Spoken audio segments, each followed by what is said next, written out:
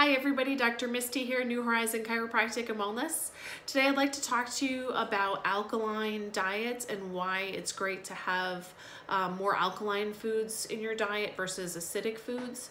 So first let's talk about what is it that I'm speaking of alkaline and acidic foods. Well, we're talking about a pH scale. That's how acidic your blood is. So our human blood is typically on a scale of 0 to 14. 14 is completely alkaline and 0 is completely acidic. Our blood pH runs about 7.35 to 7.45, okay? Think of water is around 7. It's like a neutral. It's considered our blood is a little bit more alkaline, but more neutral in the middle. So there's things that we can do to help to promote keeping more of an alkaline based blood. And why that is good is because our body needs our blood to be at a specific pH in order for our biochemical processes and proteins to be the most effective. If it becomes more acidic, your body goes into more of an acidosis state, which is dangerous, as well as an alkalosis state. So we have a few different systems that help to manage that. One of them is 3 different chemical pathways that help. They're called buffering systems. Another way is actually our respiratory system. So we actually exhaling carbon dioxide is another way of reducing acidity in the blood, as well as excreting hydrogen ions in our urine. So our body has our self-healing, right, and self-regulating. Our body tries to create homeostasis and keep our blood at a neutral level. And so it does that through those 3 mechanisms. And so we can help our own body out by not chronically giving into acidic foods. So our body has to consistently be utilizing these buffer systems. Now, what happens if our body is consistently using these buffer systems, right? And we do become more acidic. Our body has to work harder to keep us at a more alkaline level. Our enzymes are not going to work as good. So think about if we are taking in, say, acidic foods, alcohol, caffeine, sugar, processed foods. Those are all highly meats.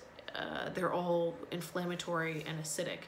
So what's going to happen is we're going to overload our buffering system. So either we're going to be breathing out more carbon dioxide, but more likely we're going to be using our internal buffering systems that utilize, one of them is a phosphate buffering system. So phosphorus is one of your minerals that we need.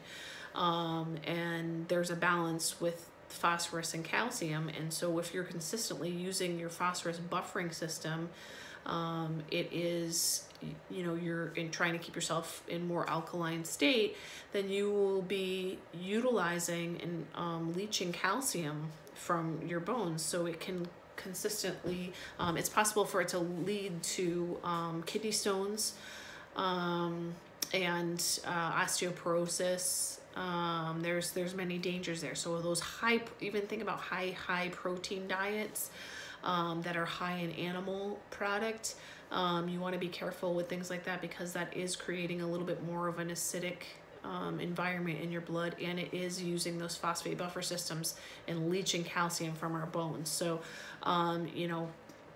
moderation in any diet is key. But so the other thing we want to think about is, how do we maintain this, and how do we do more of an alkaline type of diet? So the best thing that we can do is through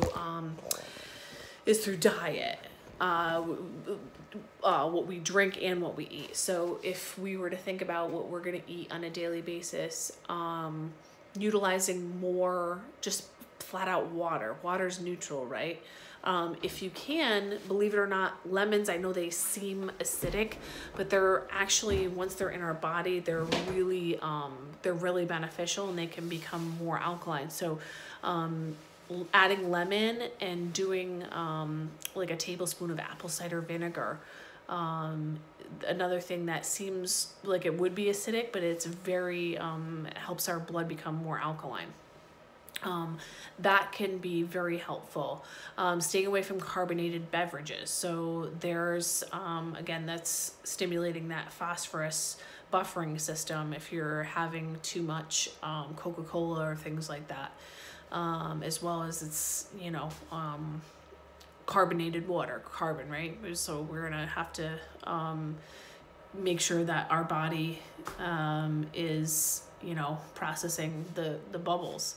And then another thing we can do is add more fruits and vegetables. So fruits and vegetables in general are going to be more alkaline. Legumes, beans, anything raw. And raw is probably the best way to go. Even limiting some dairy. Dairy can be a bit acidic as well. So doing non-dairy. It's difficult for a lot of people to do fully alkaline diet, and there can be a lot of nutrients missing. I'm not necessarily promoting just doing a flat out alkaline diet. Just trying to give you some tips on what ways you can promote more of an alkaline diet. And maybe if you're going too far towards that acidic range, like, you're every day you're having a McDonald's lunch and you're having a hamburger, or processed food, you're going and getting, a bag of chips and things out of a bag in a box. Well, there's a every action has an equal and opposite reaction, right? So that, it being processed and not being food is in its normal state is going to come with somewhat of a consequence. And one of them is the acidity factor. So just thinking about that when you're making your food choices throughout the day. Try to stick to whole foods, raw foods, fruits and vegetables, nuts, legumes, and try and get as much water as possible. If you can get alkalized water, that's even better.